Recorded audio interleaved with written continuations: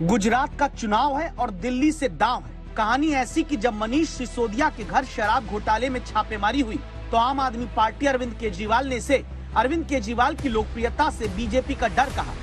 जब मनीष सिसोदिया सीबीआई दफ्तर पूछताछ के लिए जवाब देने जाएं, तो पार्टी से गुजरात चुनाव में मनीष सिसोदिया को प्रचार करने से रोकने की कहानी कहती है। मनीष सिसोदिया से सवाल जवाब होते रहते हैं और गुजरात में अरविंद केजरीवाल नारे लगवा देते हैं कि जेल के ताले टूटेंगे, मनीष सिसोदिया छूटेंगे। जनता भी कंफ्यूज हो जाती है कि भ्रष्टाचार का आरोप और जांच का सामना करना नेताओं के लिए अब झटका है या क्रांतिकारी बन जाने का रास्ता।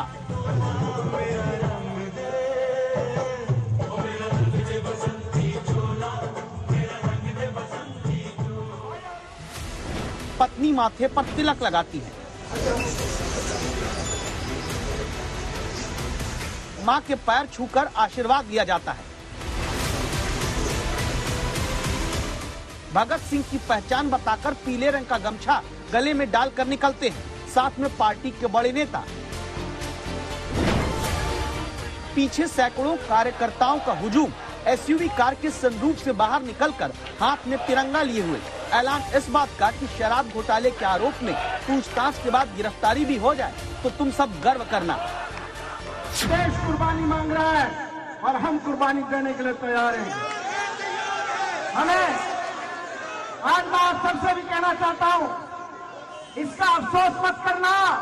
अगर मैं जेल चला जाऊं तो अफसोस मत करना, गर्व करना। हमारे लिए गर्व की बात है कि हमें देश के लिए कुर्बानी देने का अवसर आया है। हम कुर्बानी से पीछे नहीं हटेंगे। विरोधी दलों के नेताओं को भ्रष्टाचारी बताकर लिस्ट बनाकर जो पार्टी कभी वोट मांगती रही, वो अब अपने ही भ्रष्टाचार के आरोपी नेता को भगत सिंह घोषित कर देती है। शराब घोटाले के आरोपी नंबर 1 मनीष सिसोदिया शराबबंदी के प्रबल समर्थक महात्मा गांधी की समाधि पर जाकर माथा टेकते हैं। सीबीआई के सामने करोड़ों के घोटाले के आरोप में जो जवाब देने निकले, वो कह रहे हैं इंकलाब जिंदाबाद।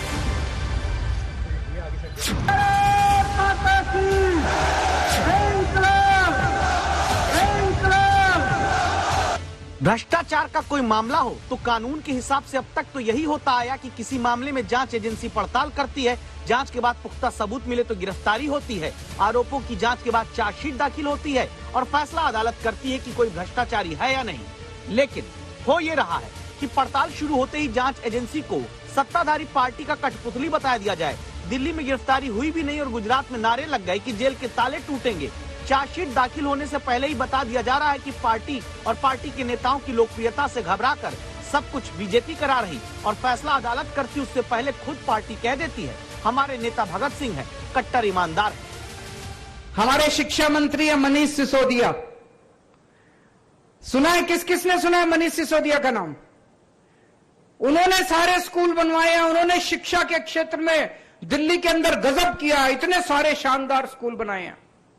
अभी थोड़े दिन पहले वो गुजरात आए थे, उन्होंने कहा गुजरात में हमारी सरकार बनेगी, गुजरात में भी गांव गांव के अंदर, शहर शहर के अंदर ढेर सारे स्कूल बनाएंगे। अभी उन्होंने गुजरात आना था, लेकिन आज इन लोगों ने मनीष सिसोदिया को गिरफ्तार कर लिया। वो नहीं चाहते कि मनीष सिसोदिया गुजरात में जाके चुनाव का प्रचार करें। 1 महीने तक ये मनीष सिसोदिया को गिरफ्तार करेंगे। जैसे ही 8 तारीख को नतीजे आएंगे, गुजरात में आम आदमी पार्टी की सरकार बनेगी, जेल के ताले टूटेंगे, मनीष सिसोदिया छूटेंगे। आज ये अतिशयोक्ति नहीं होगी अगर ये कहा जाए कि ये जश्न भ्रष्टाचार है।